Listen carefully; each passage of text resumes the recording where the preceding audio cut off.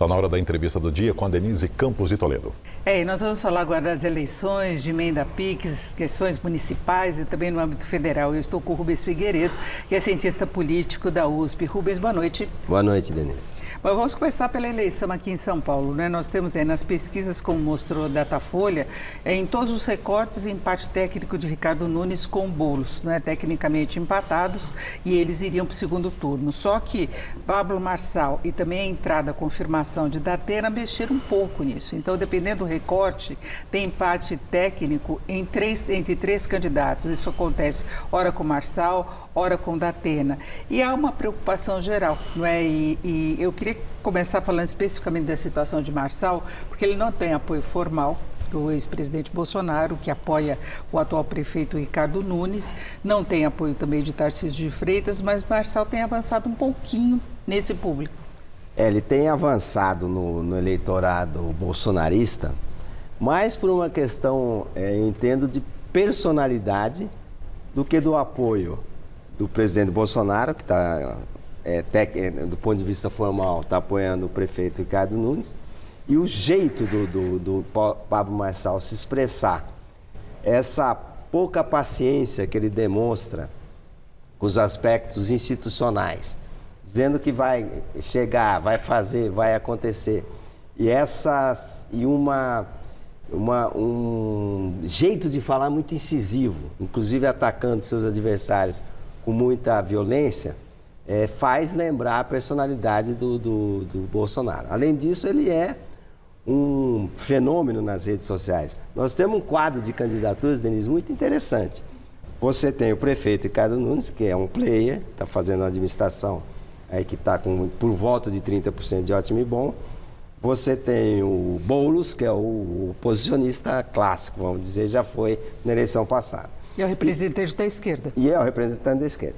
E você tem dois representantes dos meios de comunicação, o Datena, que é dos meios de comunicação tradicional, que eu chamo de candidato Ozempic, e o Pablo Marçal, que é da nova comunicação, da comunicação das redes sociais, que estão aí juntos com 24%, 26%, 20%, que representam uma força aí nesse meio.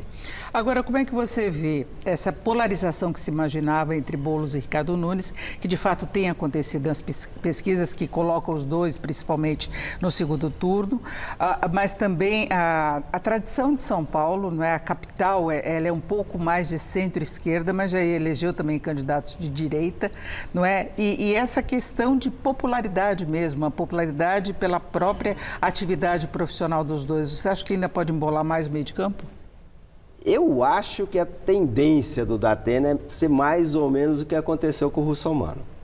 Me parece que o nível de intenção de voto que ele atingiu é o nível de intenção de voto pelo fato dele ser muito conhecido, mas o debate demonstrou, Denise, que ele não tem propostas. Ele ficou atacando de forma muito violenta o prefeito Ricardo Nunes, também atacou lateralmente o Boulos, mas ele não tem proposta. O que ele representa? Os outros três representam alguma coisa. O Boulos é a oposição, Ricardo Nunes é a situação, e o Pablo Marçal vem com uma ideia nova, vamos dizer assim, teleférico, essas coisas meio imaginativas demais. E o Datena não representa nada. Nesse debate não representou nada. Então, a tendência é que ele vá caindo um pouco. Por isso que eu chamo de Ozempic. Quanto mais presente, mais ele emagrece. Como era o Russomano.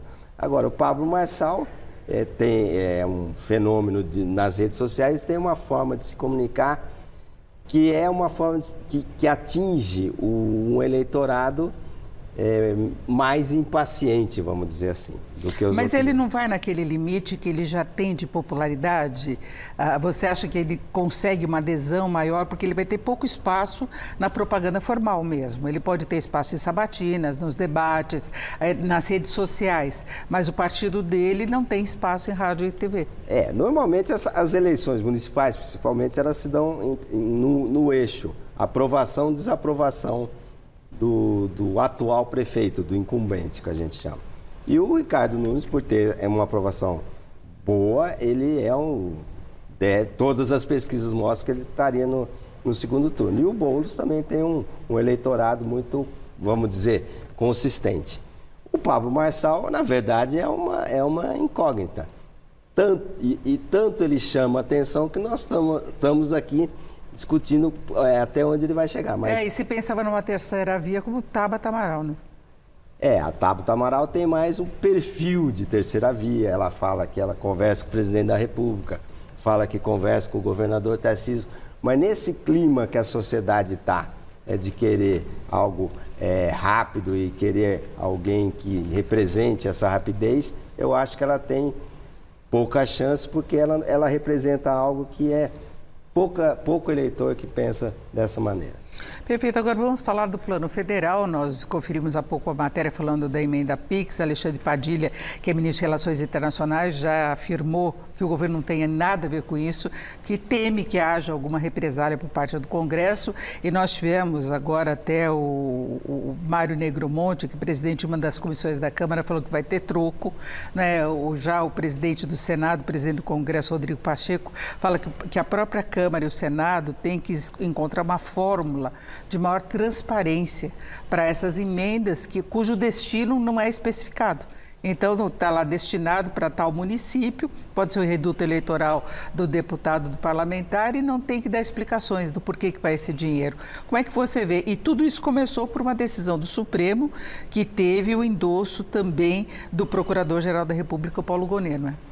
Olha, esse tipo de emenda parlamentar é mais ou menos comum nas democracias. O que acontece no Brasil é um certo, vamos dizer, exagero.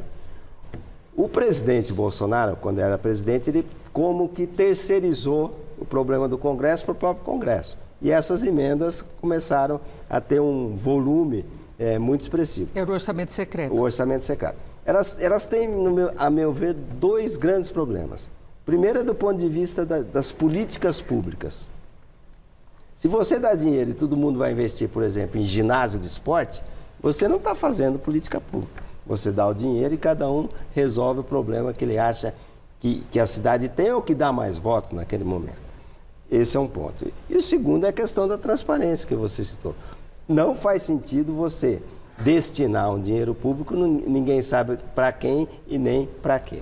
Eles alegam que dá maior protagonismo para o Congresso, mas, na verdade, é um protagonismo de impor ao governo determinadas emendas que saem daquele plano geral, como você colocou, e que a gente não sabe qual é o destino dos recursos, né? Inclusive, vão saindo denúncias de irregularidades nessa transferência, que muitas vezes o prefeito sequer sabe exatamente para que é, não é? Ao fim e ao cabo, fica uma bagunça, né, na utilização do dinheiro público. Você não sabe para onde vai, não sabe o que o prefeito vai fazer. Isso faz com que os grandes problemas nacionais, saúde, segurança, não sejam afetados por esse investimento que não é pequeno. E chama atenção no ano como agora, o ano de eleições, em que a transferência de recursos é maior. Não é exatamente para salvar o município, é para garantir a aprovação do município. Né? Esse é um jogo que se faz entre os parlamentares federais, estaduais também, e os prefeitos para que, tendo apoio na época da eleição municipal, eles retribuam esse apoio quando das eleições gerais. Para fecharmos, Rubens, você acha que pode vir troco no Congresso em relação ao Supremo, que a iniciativa foi de Flávio Dino, mas tem o apoio do STF? Sem dúvida, os poderes estão aí num certo atrito, né? O judiciário mais atrelado com o executivo e nunca, na verdade, nunca o Congresso Nacional teve tanta força como tem agora, e sabe da força que tem. É isso, eu agradeço muito a presença do Rubens Figueiredo, que é cientista político da USP. Rubens, obrigado, uma boa noite. Boa noite, Denise. Com vocês.